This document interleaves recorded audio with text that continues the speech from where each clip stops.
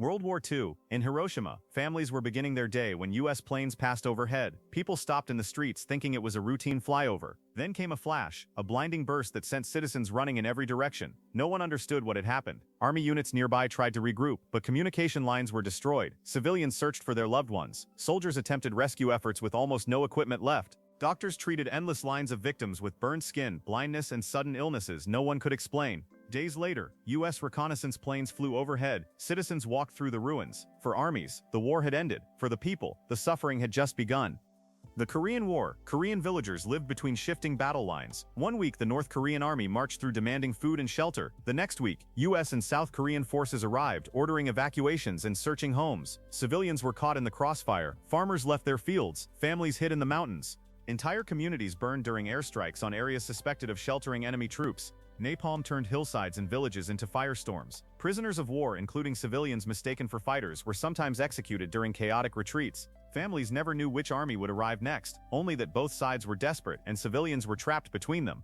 The Vietnam War. In Vietnam, villages often found themselves surrounded by U.S. patrols searching for Viet Cong fighters. Soldiers entered homes, questioned families, and sometimes destroyed rice stores if they suspected enemy activity nearby. During operations like the one that led to the My Lai tragedy, terrified civilians hid in ditches or under beds. Some tried to flee, unsure which direction was safe. Behind them were U.S. forces. Ahead of them were Viet Cong units ready to punish anyone suspected of cooperating. Planes sprayed chemicals over forests and farmland. Farmers watched their crops wither. Wells became contaminated. Even U.S. soldiers suffered exposure, creating tension between troops and commanders. The war didn't just divide armies, it divided villages and made everyone fear each other. The Iraq War.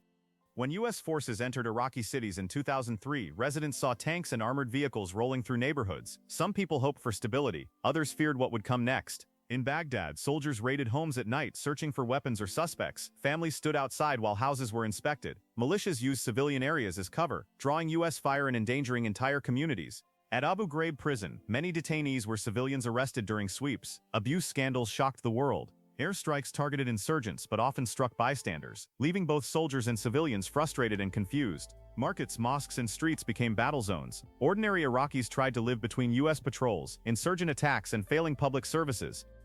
The Syrian Civil War. In Syria, the war crept into neighborhoods slowly. Protests began in the streets. Armed groups formed. Soon government forces, rebels, militias, and U.S. aircraft all operated in the same towns. Civilians lived under overlapping threats. Government checkpoints questioned everyone. Rebel groups controlled other streets. U.S. aircraft targeted militants, but the fighting happened close to homes and markets. Families moved silently through destroyed streets, avoiding sniper lines. Children played in stairwells because open areas were too dangerous. Hospitals treated soldiers and civilians as bombings shook the walls. Militants used civilian buildings for cover, drawing more strikes. People fled again and again as control shifted each week. By the time some areas stabilized, entire neighborhoods were empty, reminders of how civilians were trapped between all sides. The Yugoslav Wars. In the early 1990s, Yugoslavia broke apart, and entire communities found themselves on new front lines. Neighbors who once shared meals suddenly belonged to opposing sides. Cities like Sarajevo were encircled for years. Civilians lived under constant shelling. Snipers targeted anyone crossing streets, forcing families to run between buildings for safety. Villages were emptied as people fled ethnic violence. Homes burned. Men and boys were taken away, often never seen again. Women and children walked miles to reach refugee camps with almost nothing left. International forces arrived, but peace came slowly. By the end, towns were divided, families scattered, and entire regions reshaped by a conflict no one expected to become so brutal. The Israel-Palestine conflict. Across Gaza and the West Bank, civilians live with the sound of drones, airstrikes, and sudden clashes. Entire neighborhoods can be destroyed within hours. Families move from one shelter to another, carrying only water, blankets, and documents. Children grow up hearing explosions more often than school bells. Israeli forces conduct raids searching for militants, while rockets launched by armed groups send Israeli families running to shelters. Streets on both sides empty as sirens echo through the night. Hospitals operate under pressure, treating civilians, fighters, and children caught in the crossfire. Power cuts, damaged roads, and blocked borders make daily life unpredictable. For many families, the conflict doesn't end with ceasefires. They rebuild homes, search for missing relatives, and live with the uncertainty of what tomorrow might bring. The Afghanistan War.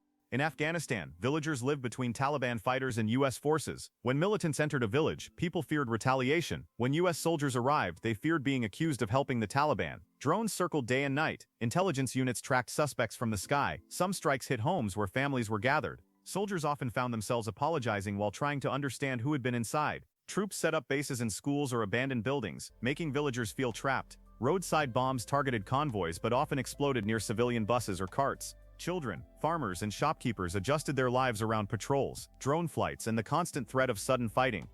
The Gulf War. When the Gulf War began in 1991, Kuwaitis woke to Iraqi tanks in their streets. Families fled as troops set up checkpoints and occupied buildings. Civilians hid valuables and rationed food. When coalition airstrikes began, Iraqi soldiers abandoned their positions. Vehicles raced through civilian areas. Some troops took supplies from residents as they retreated. As coalition forces approached, young Iraqi conscripts surrendered in large numbers. Kuwaitis stepped outside cautiously after months of occupation. Streets were covered with destroyed vehicles, burned fields, and abandoned equipment. The war ended quickly, but the destruction remained everywhere.